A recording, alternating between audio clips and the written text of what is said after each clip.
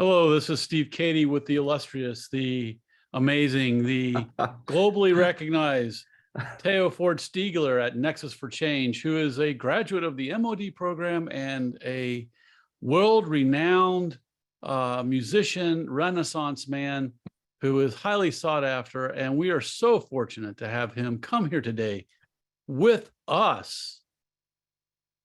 ORGD 6060. And to give a further accolades and introduction to you is Cheryl Humke, who will tell, I'm kidding. And I'm just having fun. Everybody listening to this recording is going to be like, what the heck is Steve talking about? I'm so glad that it's on a recording though. You so jumped now I so can... high in your seat, Cheryl, that you could have dunked a basketball. I'm sorry, Tay, what were you saying? I'm so glad this is recorded, so now I can play it at home for the family. You know, if there's ever any doubt, if I have to say something, yeah, we have to have a family meeting. As you walk down the stairs. Right, exactly. On Christmas morning, when you walk down the stairs to enter, let it kind of like say that as you come down, you know, for your entrance. Well, thank you for those just pungent flowers, Steve. I appreciate it. So RoadMaps. Before we hit record, there was some question around, you know, what is a roadmap? Where does it fit? Just one thought, maybe up front. I get to teach a leadership class right now, and to sit here and claim to you all that what I'm about to share is like the one way to do or create or think of a roadmap would be like me going in front of a leadership class and telling them, here is the one leadership style that always works. There is no such thing. So what I'm hoping that we can spend a little bit of time looking at and considering is one way, templated way, I think, to think of how you can create a roadmap that that works pretty well in many settings once you adapt it to that specific setting. But as a starting point, what I want to share is a templated approach to collaborative change roadmaps that get clear about where you're headed for a group of people. So there is very much an intentionality here, again, to think of this as a collaborative process. That doesn't mean that it couldn't be of value for, you know, just a small group of people or a specific team. But I think there is value in thinking of this approach as one that intentionally lays out and is focused on being in collaboration with a larger group of people. So when you have any sort of change that you're looking to instantiate rather, typically you have some idea as to what it's going to entail, but how do we get there? And it might well look like, if you're thinking in terms of roadmaps, a rather muddled process, as is indicated here by that visual, and getting some clarity around what are the chunks, what are the pieces that we can then look at individually, I think is maybe one of the big value propositions in my experience around having a clear roadmap available. The starting point in my mind is, I think most of you probably are familiar, I think, with the 3-question from Lippitt. Those work for any sort of design, collaborative design event that you might be engaging around. What's the purpose? Who are the people that need to be involved? And what are the conversations that need to take place? And so I would suggest that that is something that you're going to try to capture in a roadmap. Also shown on that document that I'll propose to you is who's getting it done, who are they doing it with, and when is this getting done? At the core of this templated approach for me is the PLAN framework that I believe most of you are familiar with in this course.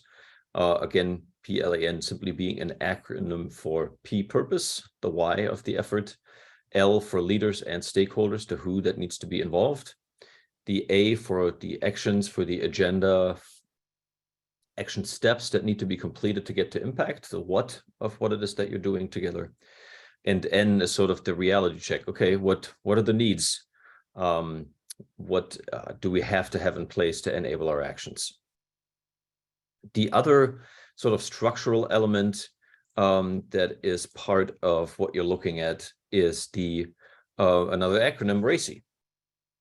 that is leveraged in the template that I'll show you in a minute. And again, RACI originally comes from NASA. They were looking to, okay, how do we have a framework in place that allows us to make in-the-moment decisions and be clear on who are the people that are responsible, who are the people that are accountable for a specific task or action, who are the folks that we need to consult, that have maybe insight, expertise, wisdom that we want to leverage, who are the people that need to be informed around this effort, which, by the way, I think that is one that we sometimes underestimate, how powerful it can be to not have informed people, that all we need to take care of is make sure they are kept in the loop. This person needs to know what's going on. They're not asking for decision-making influence. They're not asking for budgetary say, but we got to make sure that we keep them informed so they don't feel left out.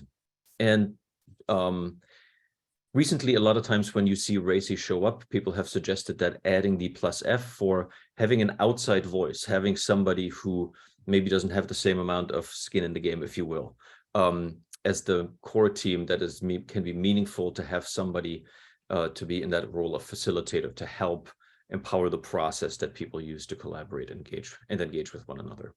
If I could add something, Theo, I think Yeah. that the facilitator is really a person who's playing a little bit of a different role. They're not, like you said, skin in the game, but I think it's really a person who is focused on process of the Right. meeting and rather than content. And it enables the other people who typically have the potential to be viewed as biased or manipulating, not intentionally, but someone who's responsible, accountable, has a vested, like you said, skin in the game interest in the outcome. And therefore, if they're facilitating a meeting, one of the things I always say, as you all might remember, is that a person who's facilitating, who is the leader at the same time, has a very challenging role, because they've got to be able to listen and facilitate while at the same time offering their opinion. And the minute you are writing down on a flip chart your opinion, and it's not the group's, and then you have power to change and erase and do things, it begins to create a separation and cause problems.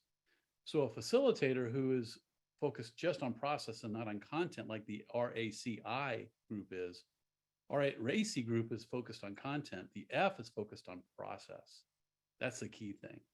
Is that's why you'd want to have someone maybe who's going to facilitate, because sometimes you can even have a person facilitate a meeting in your team, but that person has to agree just to facilitate and not be in the discussion. That's the main thing. And they have to take the hat off. I'm not in the group. I'm now just facilitating to keep everybody, making sure everybody has a chance to speak, that we're following the agenda, and that everybody has a voice, and that the process is followed to ensure healthy collaboration. Back to you, Theo.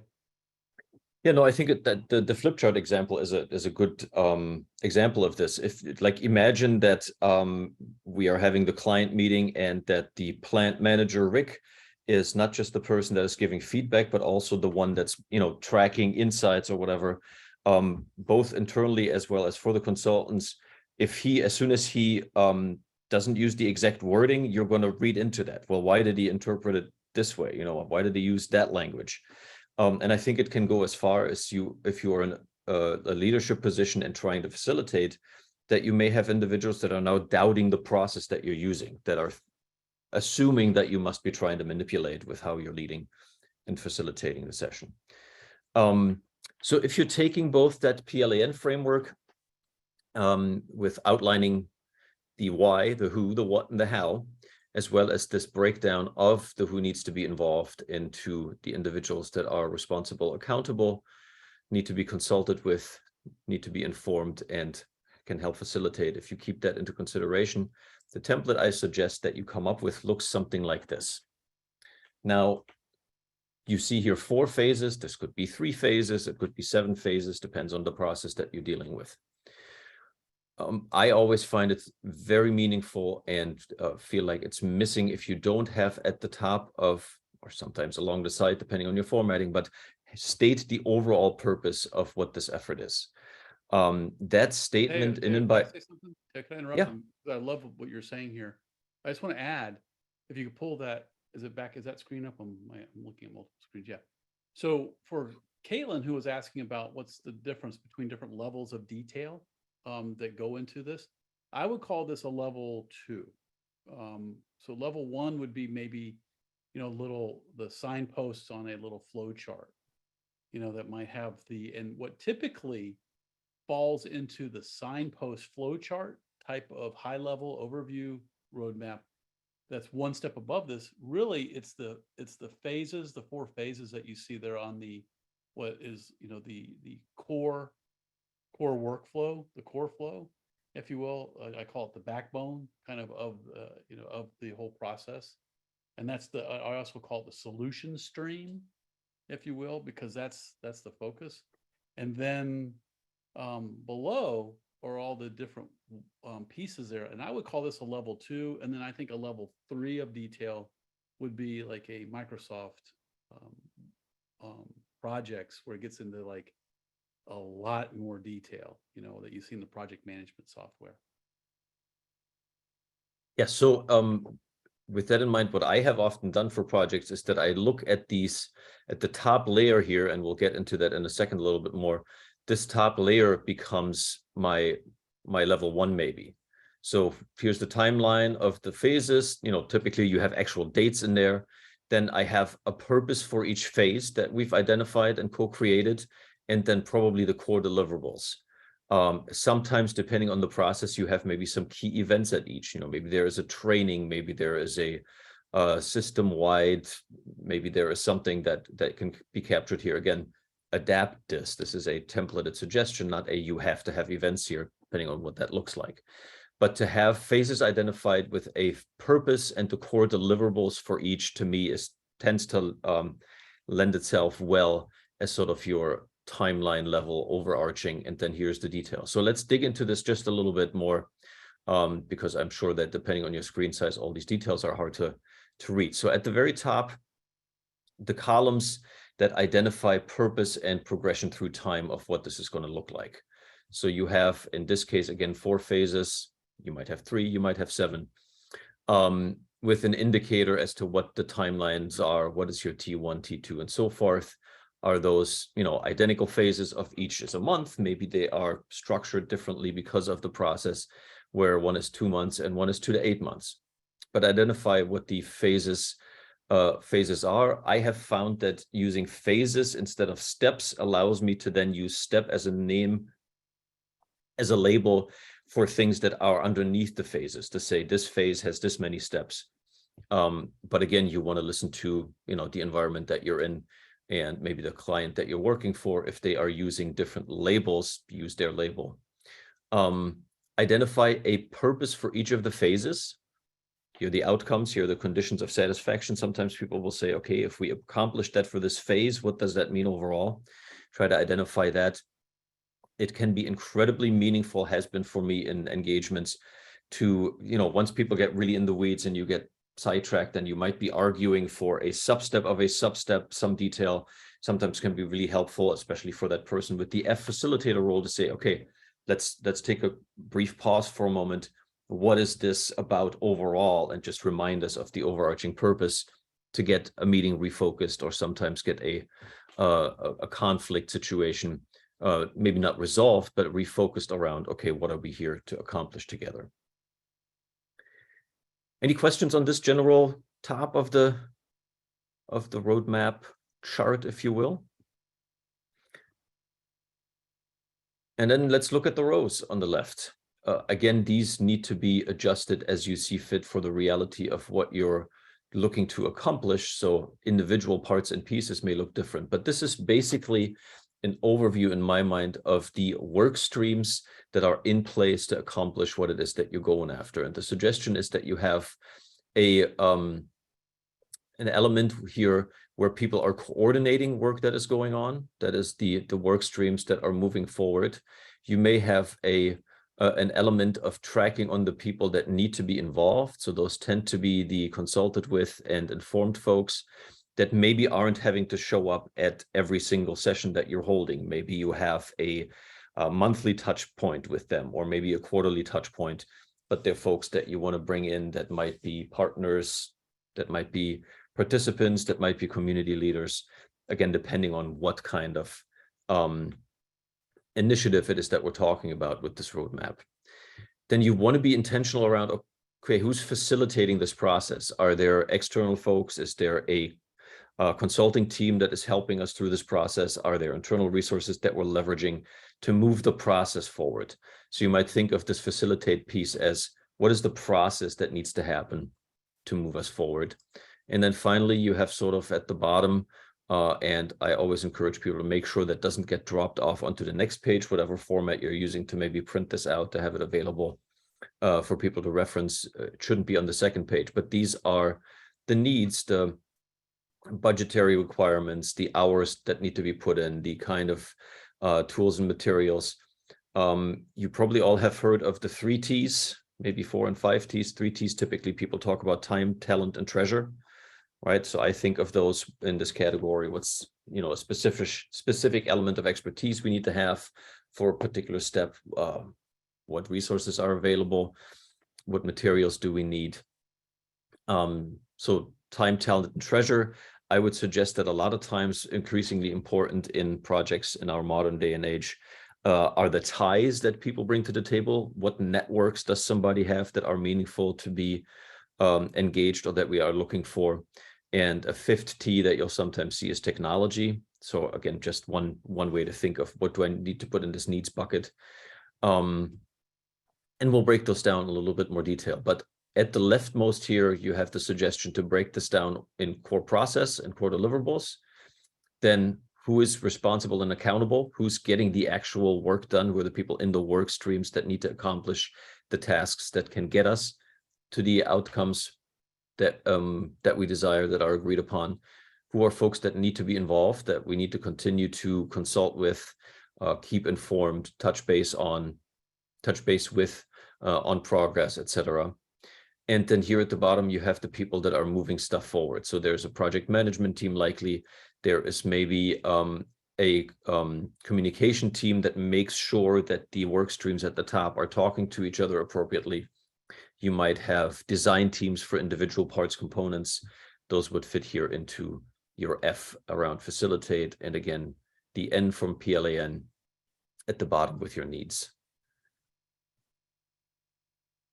Questions, reactions, clarification, need? Okay, so in a little bit more detail, suggestions for how you think of and break down your leaders and stakeholders in these work streams. It might be the typical things that are part of your organization already. Maybe you have a strategy stream, somebody looking at structural operations, governance, fundraising, evaluation. Maybe it's an HR stream. Maybe it's an accounting stream, a finance stream. Maybe it's training that needs to be captured here. Maybe it's public relations. Again, depending on the kind of work that you're doing or engaging with, these are the work streams where actual tasks have to be ticked off. This would be similar to as Steve suggested, maybe a level 2 sort of overview of the more detailed, then here's all the actual action tasks and steps in more detail. Below that would be, again, your not everyday work, day-to-day kind of touch points, but folks that you need to engage at sort of the next level, experts that you're bringing in for certain events, evaluators maybe that you're looking for specific expertise for on certain items and elements. The way that I have used this quite often, this roadmap, is with community projects. And so you want to have touch points with community leaders that may not be individuals that want to have decision-making purview all the time, but they want to be kept aware of progress that your initiative is making. So that would be the involve, consult, and informed with group. And then at the bottom, again, you have people like project managers, maybe a communications team, what we call often the change network team. So this would include representatives from each of these work streams that maybe have a standing biweekly meeting or a standing monthly meeting to make sure that the fabled old disconnect between sales and marketing doesn't occur for your effort, for example. In the needs, again, I've referenced 3 T's, 4 T's. Sometimes people talk about 5 T's when they add technology. Another way to think of this might be just again, depending on the kind of initiative that you're looking at, to think of facilities and materials. Again, typically budget and time is part of this consideration and conversation. What are the things that we need to make the impact that ultimately achieves the purpose that we've set out and have identified? So those are the parts and pieces of this template. Any questions, reactions? Is that what you thought you were going to get to see? Did you have things that are like, why don't you just have each person, since we have a small group, why don't you have Sure. each person check in with sort of what's the question you'd like to hear from them, and have each person check in with you. Yeah. What questions might you have, or what would you like to clarify? Anybody want to start? If not, I'll call on somebody. I think what you would like is, one question is, what are you taking away from this? What's resonating? I was going to do that after I get to a couple more slides, but sure. I think it's okay to say what's resonating up to this point, like what's hitting you, and then what questions you have, and then do it again. Okay. Go ahead, Lisa. Hi, this is. Oh, go ahead, Lisa. No, jump right in. Okay. Thank you. Hi, this is Caitlin. Yeah. And so Theo, it's a really interesting experience. I'm on audio only, so right. I'm really. Are you able to see the screen share at all? So I'm not. Unfortunately, I'm only phoned in. I'm in the office, and so navigating a couple of different things. So I look forward to going back to the recording so that I can see, what all you've shared, and I really appreciate the different call outs. So I look forward to getting this experience again and deeper. But even just listening, I think as someone who hasn't, through this program, I've learned about the RACI, kind of model and a couple of these different things. I really appreciate just how, even hearing you go through those things, you've kind of wrapped a bow on several things for me on how I can use them and how they can interplay to really inform this roadmap. And so I'm very excited to see the graphics that you've provided, and be able to look at the slides. But even just listening, really seeing the interplay and how these tools can really work together and inform one another, just has deepened my ability to use those. So that is what I'm taking away from this. So thank you. Anything you're curious about that you're wondering about? I think for right now, I need to wait and see the recording. Sure. What I was gonna say was what it looks like, right, Caitlin? That's what I'm curious about. What does it look like? Fair enough. Yeah. So, if you don't mind, I might use Canvas or email if I have questions after being able to view it. But even just audio only, I found it very engaging. Thank you. That's good to know. Appreciate that. Who wants to go next? I can jump back in. For me, it's just curiosity of marrying what we've already done with this. So I think be honest, just a little overwhelming to start, but I think that it's going to work out of just, how we were fleshing out the details to understand what our phases are, and then overlapping RACI on it. Yeah, so I'm excited to see what happens. A little anxious, but Thank you, Lisa. Cheryl or Bethany? I can go. I echo what both Lisa and Caitlin said, and it helped me how you kind of framed it along with the PLAN. Like that was helpful because that we've been doing this whole time. Right. We're familiar with that framework. So it was really helpful kind of to see that in this type of format. Okay. How about you, Cheryl?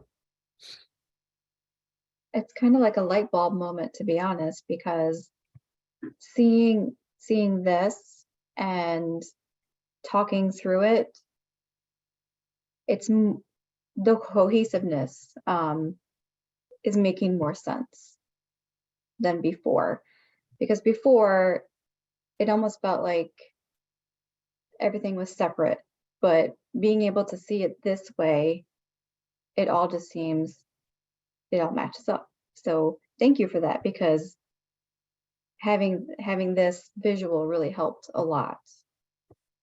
So I echo everything everybody said, but, and just,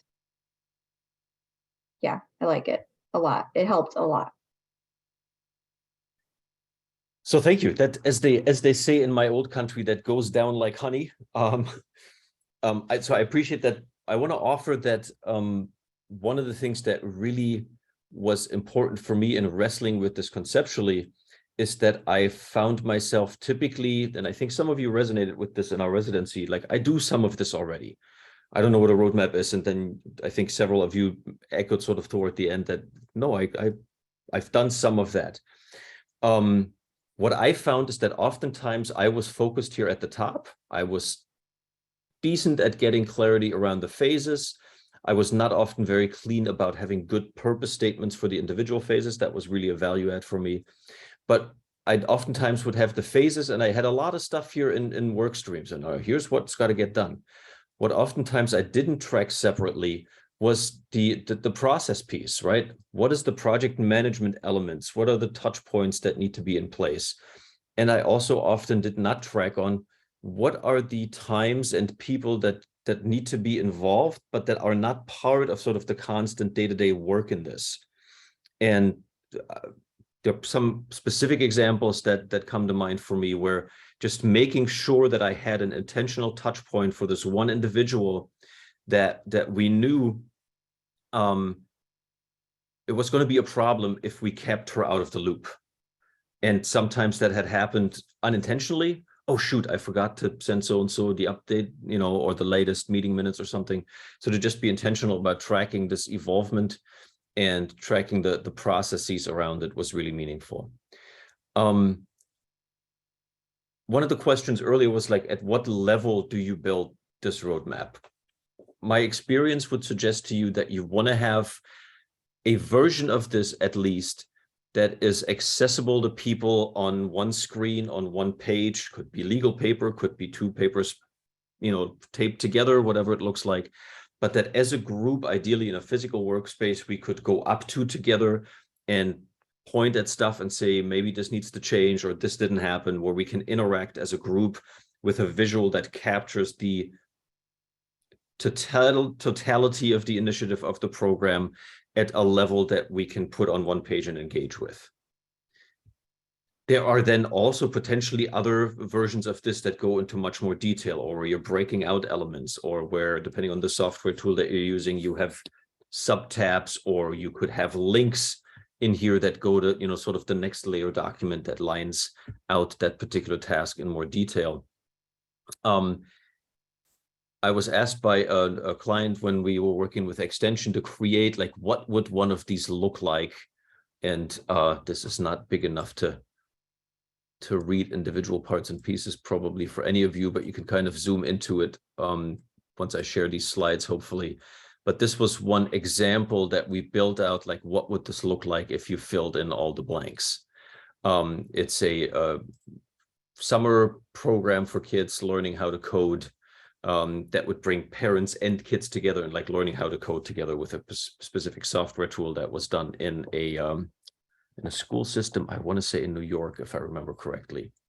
And so you can go into these slides and sort of blow this up and look at all the detailed steps, but it's basically one version of what this might look like if you fill in all the blanks. And so you have, in this case, no events. You see that the event column here is missing, but you have specific purpose statements for each of the 5 areas.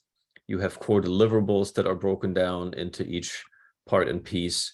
And you have the people that are facilitating. In this case, oh, interesting. This is a version where we still had the facilitation stream at the top. And then the work streams, I didn't even realize that. So this one has actually the facilitation stream, the process stream, if you will, at the top, and the work streams here toward the bottom. One of the later iterations here switched that around because several people found that more in line with what they were using and with other tools. But so here's one example that you might check out. A couple of tips I want to offer is that really what this sort of lives and dies with sometimes is how good the purpose statements are that you have. And I don't know how much time you all have spent in looking at PLAN, sort of the distinction between here's a bunch of activities that we're saying, what's our purpose? Oh, we got to do this. And really, we're just talking about action items that we need to tick off. Sort of up a rung on the ladder of abstraction would be the outcomes that we want to achieve together. I think Dr. Katie called it in the residency, his favorite question ever is in order to what? I have a friend and colleague who she uses to what end, right? So once I realize, okay, these are just action items. That's not actually our purpose. This is just stuff we have to do. Okay, to what end? In order to what? That can get us up one rung on the ladder of abstraction toward outcomes. Okay, these are the things that we want to have done or see done when we're done with this process, with this phase, with this piece, with this meeting. Here are the outcomes. And then if those outcomes are accomplished, right? Think of maybe an outcomes checklist that you can literally put check marks next to and say, okay, done, done, done. If all of these outcomes are accomplished, what shifts? What's the impact of that? What's different for us as a group, as a team? And that typically is then when you get another rung up in the ladder of abstraction and you get to purpose. So spending some time of those and collaborating on really creating purpose statements that people feel that they're co-owning is an incredibly powerful part and piece of this for me.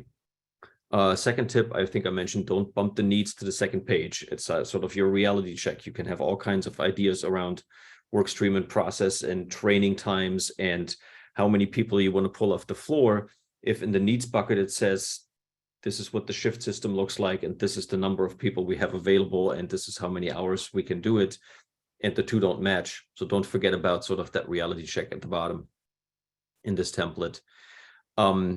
Get clear around the core impact. What are the core deliverables? What are the key parts and pieces that would give us an idea that, okay, phase one, have we done what this says that the core deliverables are?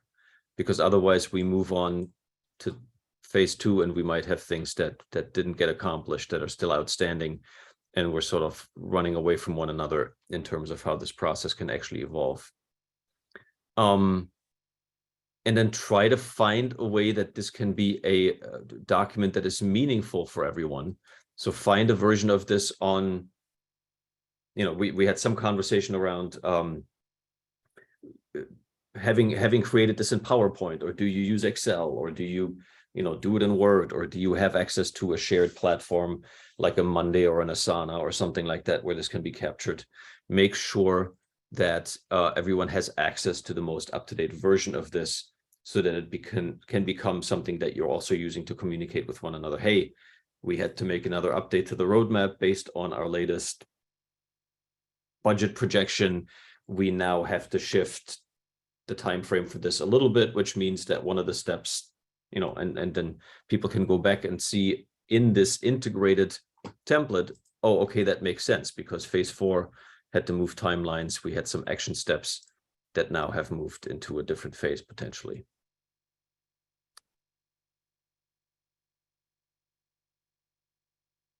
And this is where I would ask sort of that question again, what resonates, what other things are coming up for you maybe.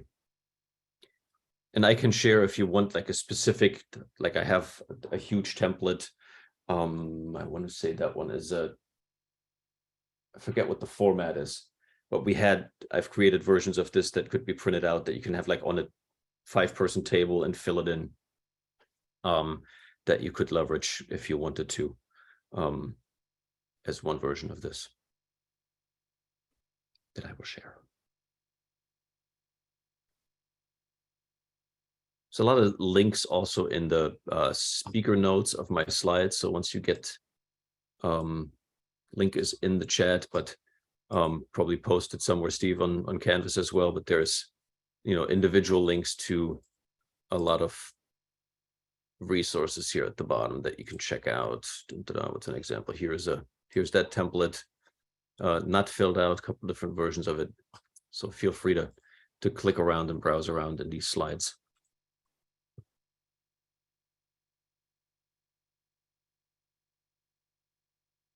Feedback, reactions, anything that resonates? All of it. I just got to marry it together. All of it is going to marry it together? I said all of it resonates, Oh, okay. and it has to be married together with Yeah. all the thoughts that have happened in the last week.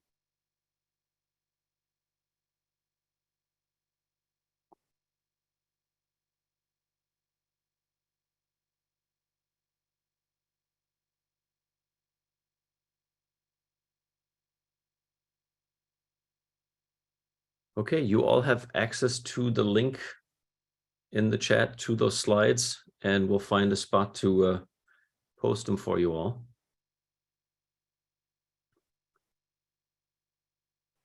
Any awesome. Any burning DM questions that I could put my momentary DM hat on that you want to ask?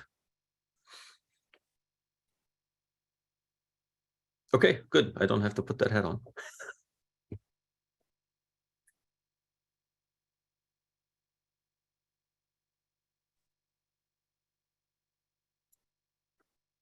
Thank you for the enlightening, Theo. Gladly. This is Yeah. fun. So Yeah, as thank we you so wrap- much. Go ahead, Caitlin. I was just saying thank you. A little more honey. Yeah. So as we wrap up this earth-shattering, enlightening, and mind-altering, expanding, and most amazing of amazing experiences that could ever happen as a once-in-a-lifetime moment. Thank you, Theo. And may your words continue to change the world, one word at a time. It's a tall order, but thank you. That's in my vision statement somewhere. Hasn't quite made it into the mission yet. All right, everybody, I got it recorded. I'll share it.